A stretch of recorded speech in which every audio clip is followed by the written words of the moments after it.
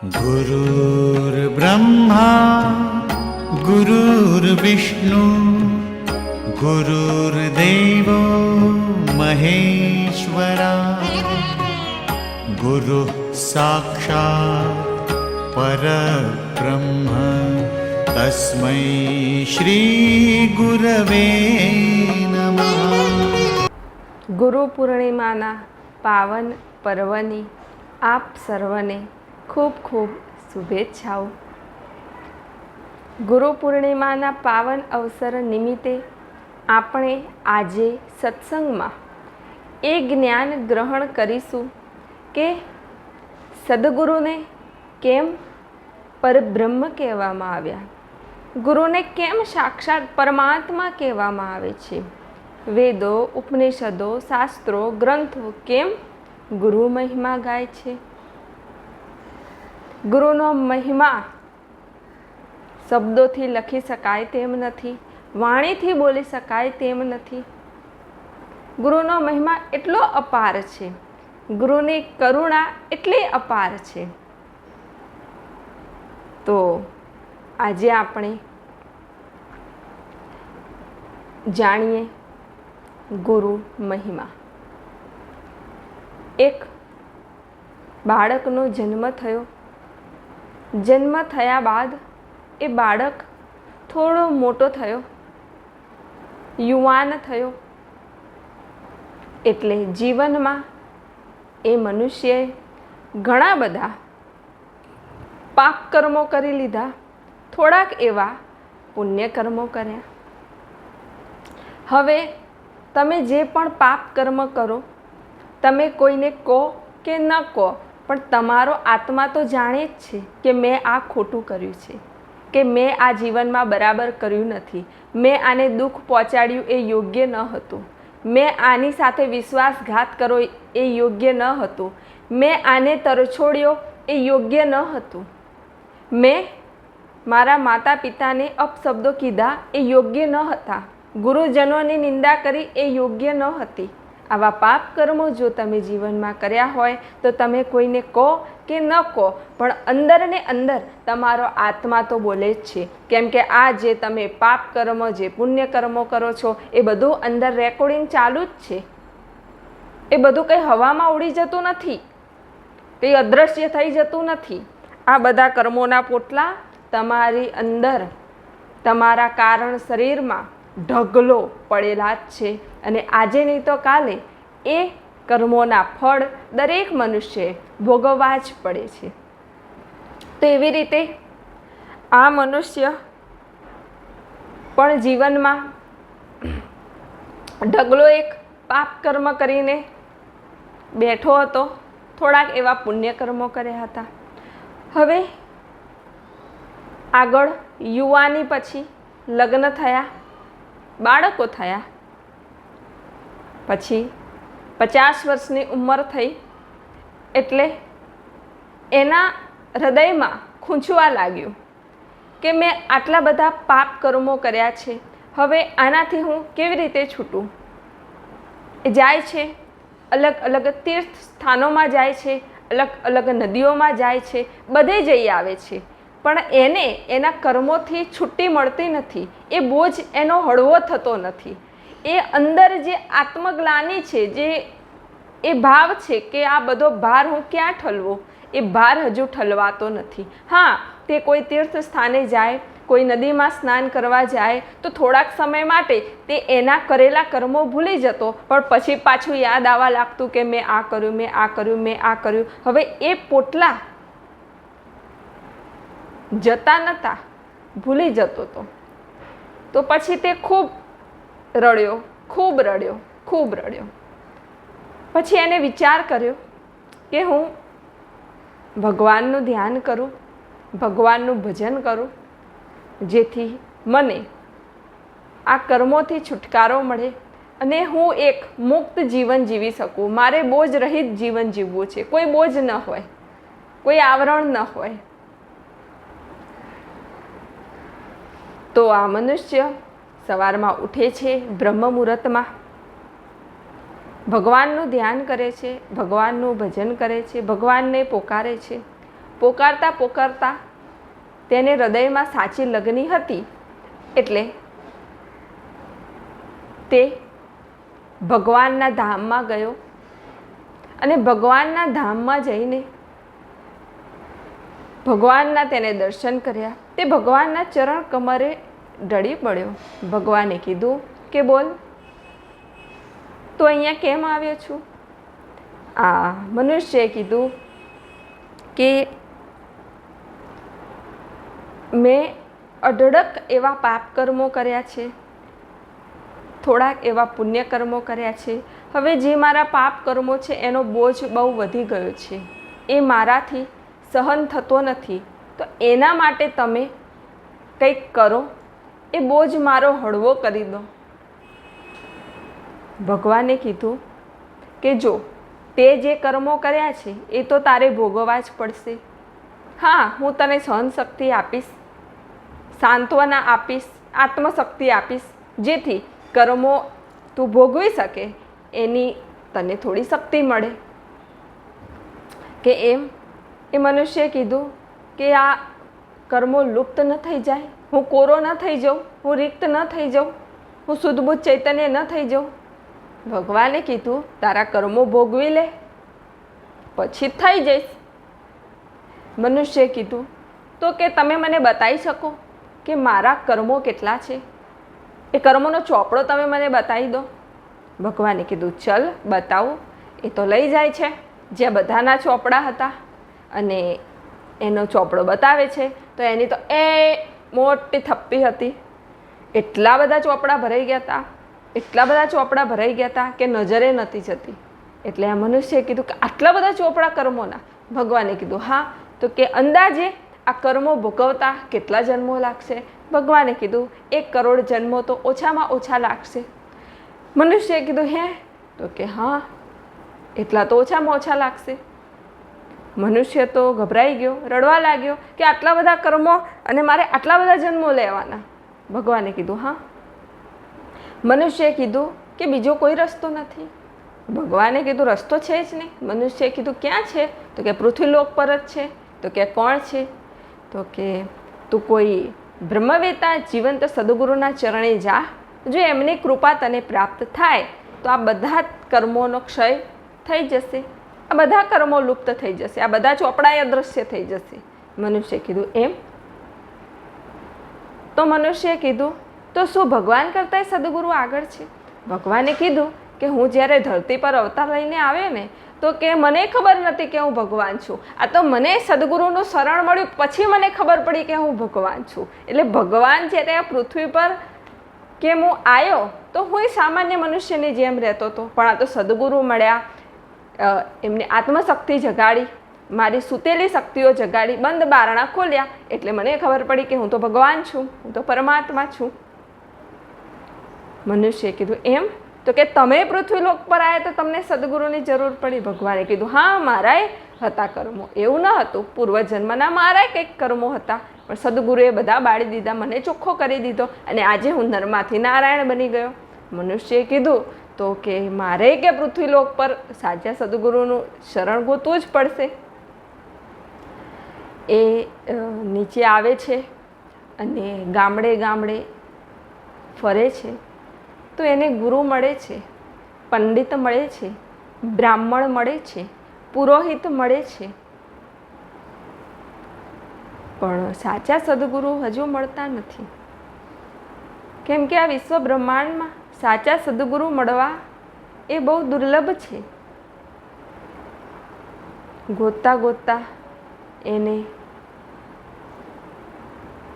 સાચા સદગુરુ મળે છે. કોઈ કહે છે કે આ જંગલમાં એક નાનો એવો આશ્રમ છે, એ આશ્રમમાં બ્રહ્મવેતા મહાપુરુષ રહે છે, તું એમના શરણે જા.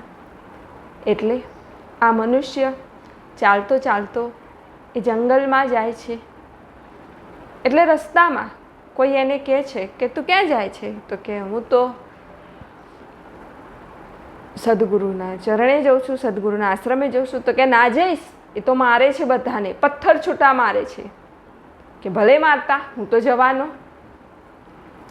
થોડો આગળ જાય છે એટલે ફરી એક મનુષ્ય મળે છે કે તું ક્યાં જાય છે?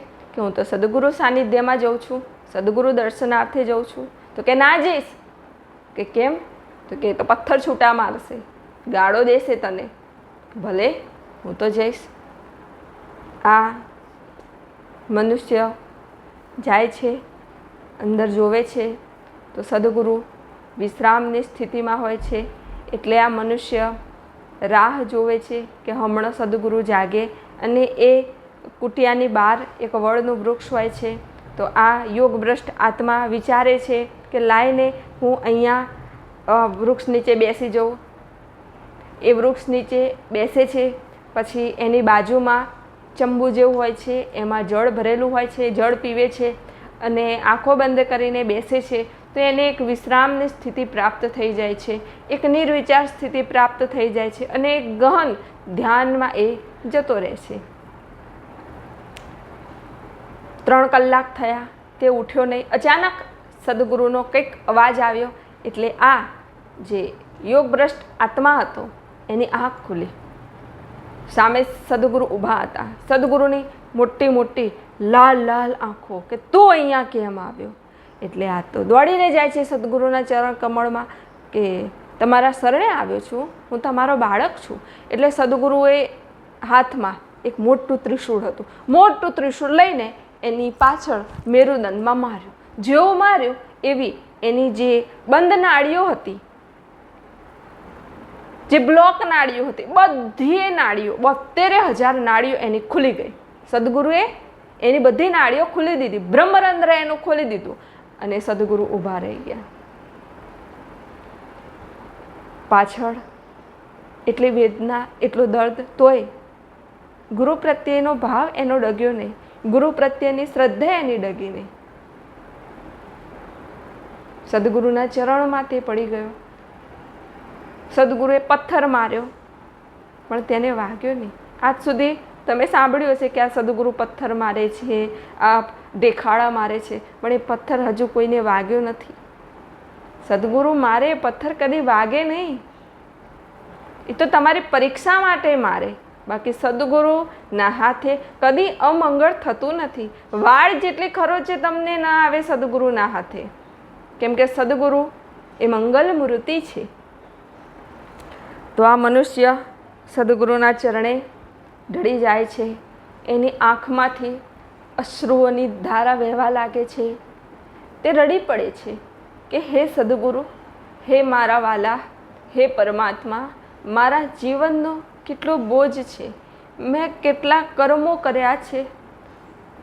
એ કર્મોને હું ભૂલી શકતો નથી. એ કર્મ યાદ આવે તો મારું હૈયું કકડે છે, મારી આત્મા રડે છે અને એનાથી હું છૂટી શકતો નથી. મેં તીર્થોમાં સ્નાન કર્યું, નદીઓમાં સ્નાન કર્યું, હું ભગવાનના ધામમાં જઈ આવ્યો, પણ આ કર્મોના પોટલા લેવા માટે, મને આ કર્મ બંધનમાંથી મુક્ત કરવા માટે, મને આ જન્મો જન્મના ફેરામાંથી મુક્ત કરવા માટે, મને આ જન્મ મૃત્યુના ચક્રમાંથી મુક્ત કરવા માટે, મને આ માયાના ચક્રમાંથી મુક્ત કરવા માટે કોઈ સમર્થ નથી. કોઈ એવું નથી જે મને આ માયાથી બચાવી શકે, મારા કર્મોથી બચાવી શકે, મને આ મમતાથી બચાવી શકે, મને આ શક્તિથી બચાવી શકે, મને ઈચ્છાઓથી બચાવી શકે. આ માયાની અગનજ્વાળામાં ઠંડી શીતળ છાયા આપી શકે એવું તમારી સિવાય કોઈ નથી. પ્રભુ, મને તમારા ચરણોમાં લઈ લો, મને તમારી પાસે લઈ લો. આનું હૃદય પીગળ્યું, સમર્પણ ભાવ થયો, અહંકાર ઓગળ્યો. સદગુરુના હૃદયમાં થયું કે આ કોઈ યોગભ્રષ્ટ આત્મા લાગે છે, કોઈ મહાપુરુષ લાગે છે, જેની શક્તિઓ અઢળક છે પણ એને ખબર નથી. એટલે મહાપુરુષ એના માથા પર હાથ મૂકે છે અને કહે છે કે તું જા, વડના વૃક્ષની નીચે જઈને બેસી જા. એ બેસી જાય છે અને એને 3 કલાકની અખંડ સમાધિ લાગી જાય છે. અખંડ સમાધિ જ્યારે લાગે છે ત્યારે સદગુરુ એની સામે બેસે છે અને સદગુરુ ઉર્જા શક્તિનો પ્રવાહ એની પર પ્રહાર કરે છે અને એ ઉર્જા શક્તિના લીધે, ચેતના શક્તિના લીધે એના કારણ શરીરમાં જન્મો જન્મના જે કર્મો છે બધા નીકળી જાય છે, જે ડેમેજ છે બધું નીકળી જાય છે, જે કર્મો છે બધા જતા રહે છે અને એકદમ કોરો રિક્ત શુદ્ધ બુદ્ધ ચૈતન્ય બ્રહ્મ સ્વરૂપ બની જાય છે. અને જ્યારે આ ઘટના ઘટે છે અને તે 3 કલાક પછી ઊભો થાય છે તો ઊભો થઈને સીધો જ સદગુરુના ચરણ કમળમાં પડી જાય છે.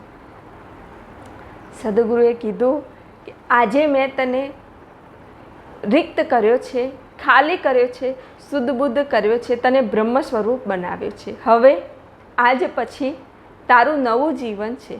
તો આ નવા જીવનમાં એક સદગુરુનું ભજન, એક સદગુરુનું સ્મરણ, એક સદગુરુની ઉર્જા, એક સદગુરુનો પ્રેમ અને ગુરુ કાર્ય તારા હૃદયમાં રાખજે. જા આખા વિશ્વ બ્રહ્માંડનું તું કલ્યાણ કરીશ, આખા વિશ્વ બ્રહ્માંડનું તું સારું કરીશ. આ મનુષ્ય ધ્રુસકે ને ધ્રુસકે રડે છે, ધ્રુસકે ને ધ્રુસકે એની આંખમાંથી અશ્રુઓની ધારા વહેવા લાગે છે અને એ સદગુરુને કહે છે કે હે સદગુરુ, આ જન્મ લઈને મેં મારા ઘર માટે કેટલું કર્યું, મનુષ્યો માટે કેટલું કર્યું, બધા માટે મેં સમય ફાળવ્યો, પણ આજે મારા કર્મો લેવા કોઈ તૈયાર ન હતું. અને એક આપ છો મુક્તિદાતા, પ્રેમદાતા, આનંદ મૂર્તિ, કરુણા મૂર્તિ, પ્રેમ મૂર્તિ, જેને પલવારમાં મને કોરો કરી દીધો. તો હે સદગુરુ, આપના ગુણ હું જેટલા ગઉં એટલા ઓછા છે કે આ માયાથી, આ ભેદોથી, આ ભ્રમણાથી છોડાવે એવું કોઈ મને દેખાતું ન હતું. એક આપ મળ્યા કે સર્વસ્વથી મુક્તિ, કે બધું જ મળી ગયું. તો હું બહુ ખુશ છું, બહુ પ્રસન્ન છું, બહુ રાજી છું. અને એમ કહીને આ મનુષ્ય પાછો એના ઘરે જાય છે. ઘરે જઈને સવારમાં બ્રહ્મ મુહૂર્તમાં તે ધ્યાનમાં બેઠો હોય છે. ત્યાં ભગવાન આવે છે કે બોલ આનંદમાં, આનંદમાં, કે તને જીવન સદગુરુ મળ્યા? હા, કે મને જીવન સદગુરુએ મળ્યા અને એમણે મારા બધા કર્મોના પોટલા બાળી દીધા. હું શુદ્ધ બુદ્ધ છું, ચૈતન્ય સ્વરૂપ છું. હવે મને કોઈ પાપ કર્મો, કોઈ કશું યાદ નહીં આવતું, કે હવે તો બસ મારું ધ્યાન એક સહસ્ત્રારમાં જ, શૂન્ય શિખરમાં જ છે. ભગવાને કીધું ખૂબ સરસ. શિષ્યએ કીધું કે હવે તો મારા કર્મોના બધા પોટલા બળીને ભસ્મ થઈ ગયા છે. ભગવાને કીધું હા, તો કે તું ચલ મારી સાથે. ભગવાન અને આ યોગ ભ્રષ્ટ આત્મા બંને જાય છે પાછા ભગવાનના ધામમાં અને જ્યાં કર્મોના ચોપડાનું બંડલ હતું ત્યાં જાય છે અને જુએ છે તો આ મનુષ્યના જે કર્મોના પોટલાની લાઈન હતી એ તો ગાયબ થઈ ગઈ હતી, અદૃશ્ય થઈ ગઈ હતી. એટલે પાછો આ મનુષ્ય તો એટલું રડે, એટલું રડે, એટલે એના અશ્રુ આવે કે ગાયબ જ થઈ ગયા બધા કર્મો. ઓહો, શું વાત છે! કે એટલો ગદગદિત થઈ ગયો કે આજે સદગુરુની કેટલી કૃપા, કેટલી દયા, કે બધાય કર્મો બાળીને ભસ્મ કરી દીધા. પછી ભગવાન કહે છે કે જો આજ તો ગુરુ મહિમા છે, આજ તો સદગુરુ મહિમા છે કે આ મનુષ્ય જન્મ લઈને આવ્યા પછી જ્યાં સુધી સદગુરુનું સાનિધ્ય ન મળે ત્યાં સુધી કોઈ મનુષ્ય મુક્ત થતો નથી. કોઈ પણ મનુષ્ય પરાકાષ્ઠાએ પહોંચી શકતો નથી. કે સર્વ જીવોનો ઉદ્ધાર કરનારી એક શક્તિ હોય તો એ ગુરુ તત્વ છે. સર્વ જીવને શિવ સ્વરૂપે કરનારી કોઈ શક્તિ હોય તો એ સદગુરુ છે. સદગુરુનો મહિમા ગાઈ શકાય તેમ નથી. એટલે જ તો કે આપણા મહાપુરુષો લખીને ગયા કે ગુરુર બ્રહ્મા, ગુરુર વિષ્ણુ, ગુરુર દેવો મહેશ્વરા, ગુરુ સાક્ષાત પરબ્રહ્મ તસ્મૈ શ્રી ગુરુવે નમઃ. એટલે જ તો ગુરુને સાક્ષાત પરબ્રહ્મ, સાક્ષાત પરમાત્મા કહેવામાં આવે છે. કે સદગુરુ વગર કોઈ પણ મનુષ્ય પરાકાષ્ઠાએ પહોંચી શકતો નથી. સદગુરુમાં જ સાક્ષાત પરમાત્મા બિરાજમાન છે, સાક્ષાત પ્રભુ બિરાજમાન છે. પણ આ અજ્ઞાની જીવો અજ્ઞાન દશાના લીધે સદગુરુના સ્વરૂપને ઓળખી શકતા નથી, સદગુરુના સ્વરૂપને જાણી શકતા નથી, માટે રહી જાય છે. અને આવા જે સાચા સદગુરુ છે એના હૃદયમાં શિષ્યોની પ્રગતિ માટે, ઉધર્વ ગતિ માટે કેટલી વ્યાકુળતા હોય છે. સતત પ્રયત્નશીલ તે હોય છે, સતત તપશ્ચર્યા કરતા હોય છે, સતત ધ્યાન કરતા હોય છે કે આ જીવોનું કલ્યાણ થાય, આ વિશ્વનું કલ્યાણ થાય, સર્વસ્વનું કલ્યાણ થાય.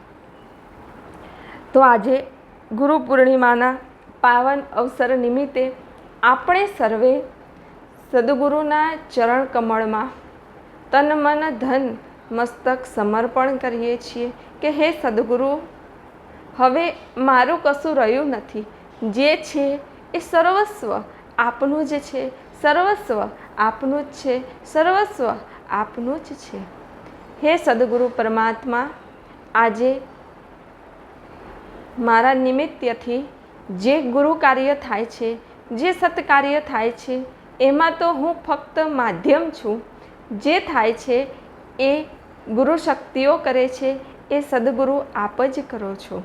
તો હે સદગુરુ પરમાત્મા, આપના ચરણ કમળમાં એ પ્રાર્થના છે કે આ સદગુરુ ચૈતન્યની સત્સંગ ધારા, આ સર્વ વિડીયો સર્વ મનુષ્યો સુધી પહોંચે અને જે મનુષ્ય, જે જિજ્ઞાસુ, જે ભક્ત આ વિડીયો સાંભળે તેને ઉર્જા મળે, ચેતના મળે, તેની ભીતર જે કચરો પડ્યો છે એ દૂર થાય, એનું શુદ્ધિકરણ થાય, તે શુદ્ધ બુદ્ધ ચૈતન્ય બને અને પોતાના આત્મ સ્વરૂપને ઓળખે અને આ મનુષ્ય જન્મ સાર્થક કરી લે, તેવી આપના શ્રી ચરણ કમળમાં પ્રાર્થના છે.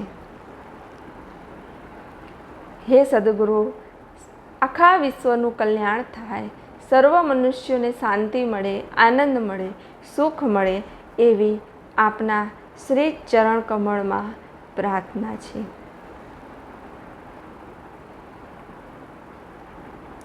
અને હવે આપણે સદગુરુ એટલે ઉર્જાનો સ્ત્રોત, ચેતનાનો સ્ત્રોત, અને આવા સદગુરુનું સાનિધ્ય સર્વ જિજ્ઞાસુઓને મળતું રહે તે માટે એક દિવ્ય પ્રાર્થના કરીશું. આપ સર્વે પણ આ દિવ્ય પ્રાર્થના મારી સાથે બોલજો. હે પરમાત્મા, હે મારા વાલા, અમે સર્વે શુદ્ધાત્માઓ, પવિત્ર આત્માઓ, દિવ્યાત્માઓ હૃદયથી પ્રાર્થના કરીએ છીએ કે અમારા સદગુરુનું સ્વાસ્થ્ય સદૈવ સારું રહે, તે તંદુરસ્ત રહે, તે નિરોગી રહે, એમનું આયુષ્ય દીર્ઘ થાય અને સદગુરુના દિવ્ય સત્સંગનો લાભ આખું વિશ્વ બ્રહ્માંડ લે અને સર્વ મનુષ્યની ઉદર્વ ગતિ થાય, આધ્યાત્મિક પ્રગતિ થાય, સર્વાંગિક પ્રગતિ થાય, તેવી આપના ચરણ કમળમાં પ્રાર્થના છે. તો આ સત્સંગ ખૂબ પ્રેમથી, ધ્યાનથી સાંભળો અને હૃદયમાં ઉતારો.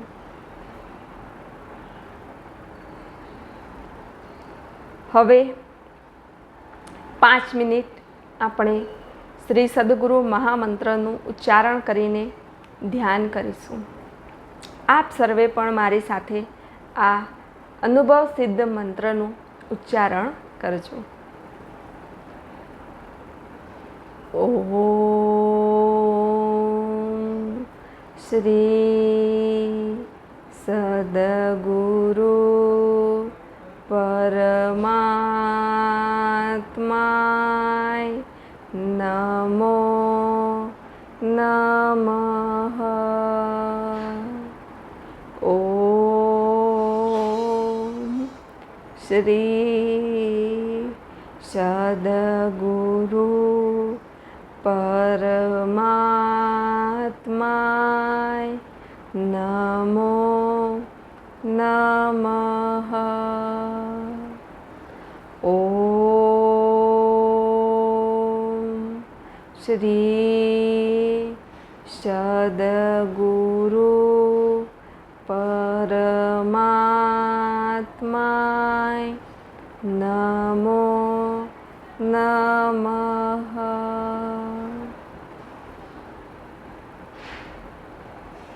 સદગુરુની દિવ્ય ઉર્જા સાથે જોડાઈને થોડી વાર ધ્યાનમાં બેસો.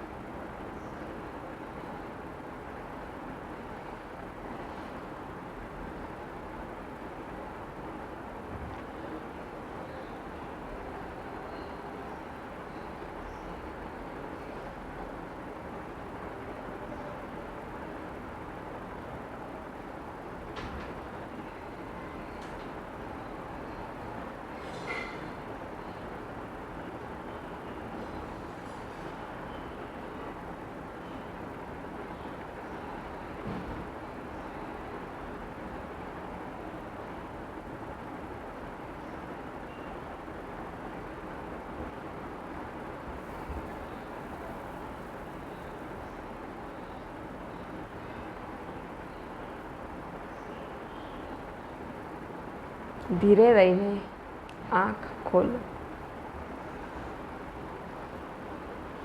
તો આ ગુરુ પૂર્ણિમાના પાવન અવસરે જ્યારે તમે સદગુરુ ચરણમાં જાઓ, સદગુરુ સાનિધ્યમાં જાઓ, તો સદગુરુ આખું વર્ષ શિષ્યના પાપ, તાપ, સંતાપ, પાપ કર્મો, બુરા કર્મો, શિષ્યના અવગુણો, શિષ્યની નકારાત્મક ઉર્જા આ બધું જ ગ્રહણ કરે છે, આ બધું જ લઈ લે છે અને શિષ્યને સકારાત્મકતા, શુદ્ધ ઉર્જા, શાંતિ, પ્રેમ, આનંદ આપે છે.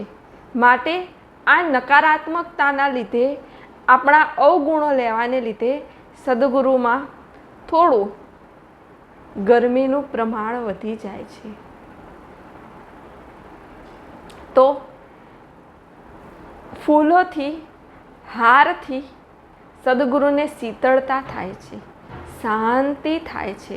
માટે ગુરુચરણમાં બને એટલા વધારે હાર, ફૂલોના ઢગલા, ગુલાબ, મોગરો એ બધા ફૂલો લઈને જાઓ, જેથી આ ગુરુ પૂર્ણિમાના પાવન અવસરે આપણે સદગુરુને એટલી શીતળતા તો આપી શકીએ.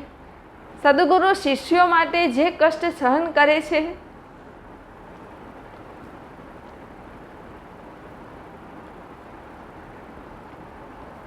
જેટલી તપશ્ચર્યા કરે છે, એની આગળ આપણે સદગુરુ માટે રજકણ જેટલું પણ કરીએ તો એ ઓછું છે. એટલું કરી શકીએ તો એ આપણા અહોભાગ્ય છે કે આપણે સદગુરુના સાનિધ્યમાં જઈને આટલું ગુરુ કાર્ય કરી શક્યા. તો સદગુરુ ચરણમાં જાઓ ત્યારે અવશ્ય ફૂલ, હાર લઈને જ જાઓ, જેથી સદગુરુમાં જે ગરમી છે એ દૂર થાય અને સદગુરુ શીતળતા પ્રદાન થાય. એમ તો સદગુરુ સર્વસમર્થ છે, એ બધું જ કરી શકે છે, પણ એક શિષ્ય તરીકે આપણે આટલું ગુરુ કાર્ય તો કરી જ શકીએ કે સદગુરુ ચરણે જઈએ ત્યારે ફળ, ફૂલ, હાર, સાકર અવશ્ય લઈને જ જઈએ અને ચોખ્ખા ભાવે જઈએ, શુદ્ધ ભાવે જઈએ, પવિત્ર ભાવે જઈએ. આપણા અવગુણોથી, આપણા દોષોથી સદગુરુને તકલીફ થાય છે. જ્યારે તમે રાગ દ્વેષ કરો છો, ઈર્ષા કરો છો, સંપીને રહેતા નથી, બધે અવગુણ જોયા કરો છો, માયામાં, ઈચ્છાઓમાં, આ શક્તિમાં લપટાયેલા રહો છો, ત્યારે સદગુરુને કેટલો કષ્ટ થાય છે તમને ખબર છે? તો સાધના કરો, ધ્યાન કરો, સદગુરુએ આપેલા મંત્રોનું ઉચ્ચારણ કરો અને તમારું અંતઃકરણ ચોખ્ખું કરો અને પછી સદગુરુ સાનિધ્યમાં જાઓ, પછી સદગુરુ ચરણમાં જાઓ, તો આપણી ઉધર્વગતિ થશે, તો આપણી પ્રગતિ થશે. તો આ દુનિયાના સર્વે સંબંધોમાં કોઈને કોઈ સ્વાર્થ છુપાયેલો છે, પણ એક ગુરુ શિષ્યનો સંબંધ છે જે નિસ્વાર્થ છે, નિષ્કપટ છે, નિષ્કલંક છે. તમને ખબર છે, સાચા સદગુરુ કદી એવું નહીં કે ધન જોઈએ કે વસ્તુ જોઈએ કે પદાર્થ જોઈએ, કદી એવું નહીં કે. કેમ કે સદગુરુનું સાચું ધન તો એનો શિષ્ય છે, સદગુરુની સાચી ઉર્જા તો એનો શિષ્ય છે, સદગુરુની સાચી ચેતના તો એનો શિષ્ય છે.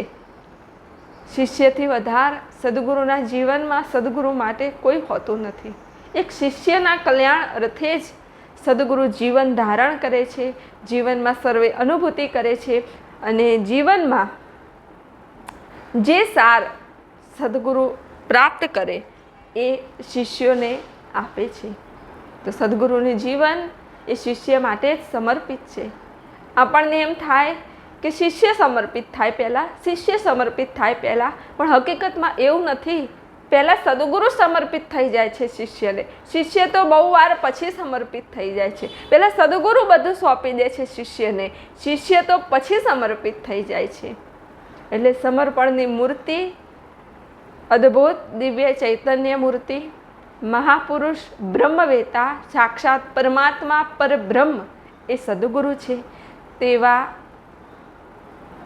અલૌકિક દિવ્ય ચૈતન્ય મૂર્તિ સદગુરુના ચરણ કમળમાં પ્રણામ, પ્રણામ, પ્રણામ.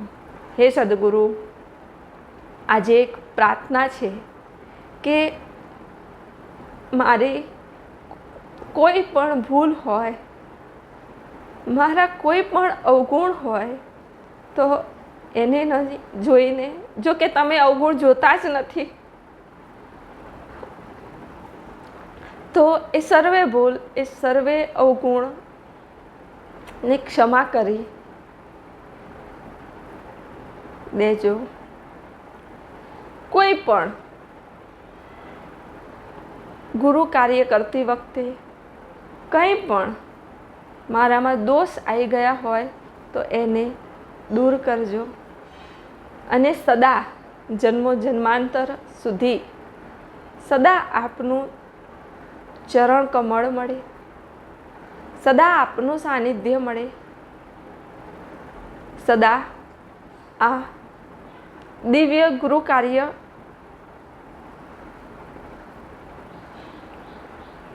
કરવાનો અમૂલ્ય અવસર મળે, એ જ શુદ્ધ હૃદયથી પ્રાર્થના છે.